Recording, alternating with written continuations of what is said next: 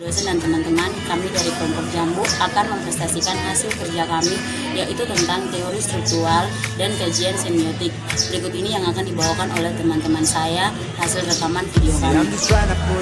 Menjelaskan tentang teori struktural. Jadi di sini teori struktural secara khusus mengacu kepada praktik kritik sastra yang mendasarkan model analisisnya. Pada teori linguistik modern,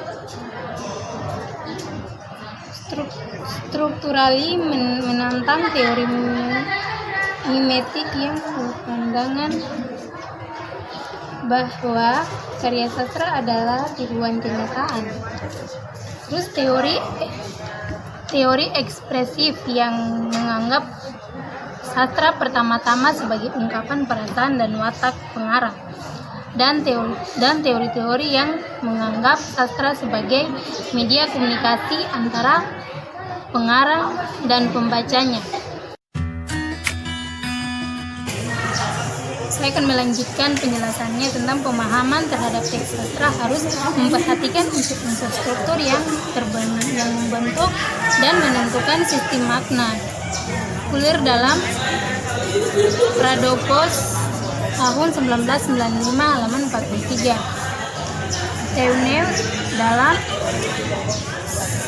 halaman di tahun 1991 halaman 135 mengungkapkan bahwa analisis struktural terhadap teks sastra memiliki tujuan untuk membongkar atau mengungkapkan keterkaitan unsur-unsur dalam teks sastra secara totalitas dalam menghasilkan makna.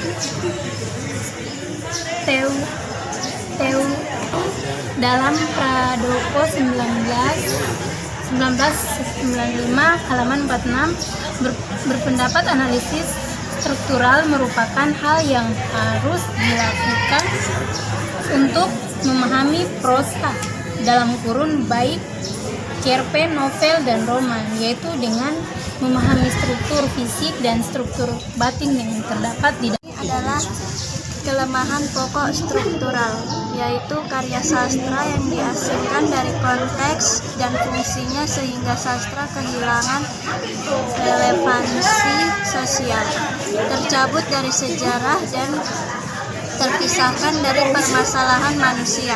Karya sastra tidak dapat diteliti dalam rangka konvensi-konvensi kesusastraan sehingga pemahaman kita mengenai genre dan sistem sastra sangat terbatas.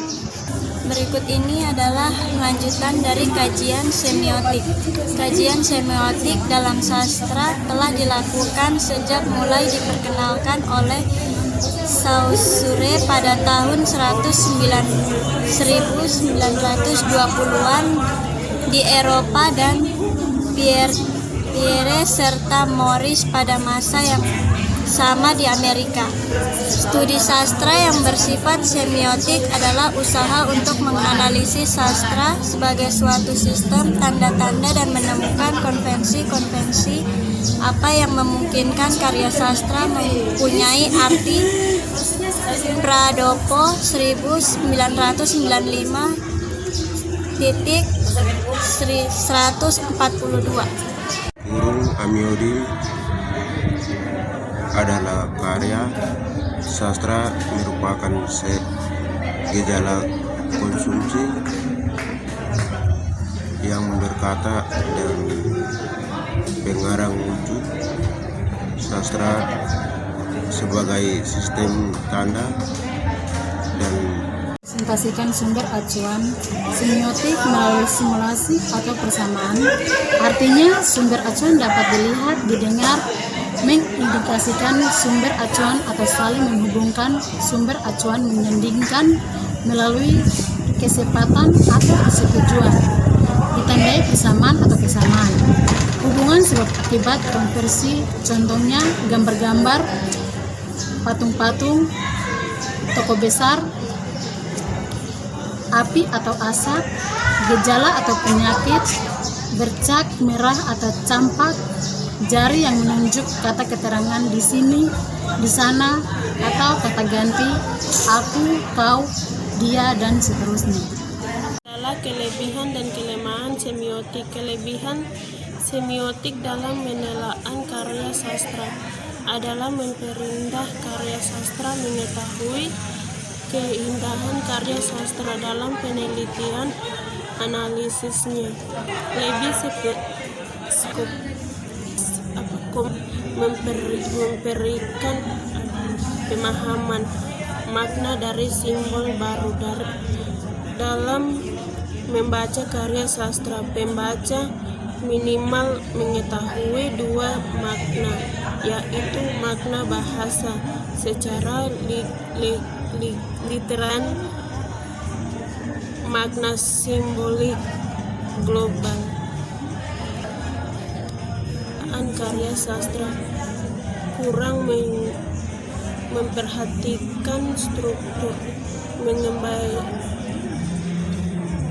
fisik, memerlukan banyak dukungan ilmu bantu lain seperti linguistik, sosiologi, psikologi, dan lain-lain. Perlu kematangan konsep luas tentang tantangan sastra, wawasan luas, dan teorinya. Peranan peneliti sangat penting. Ia harus telit dan menguasai materi yang akan diteliti secara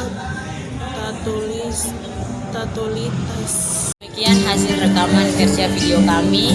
Apabila ada kata bahasa yang kami ucapkan salah, mohon dimaafkan. Sekian dan terima kasih teman-teman dan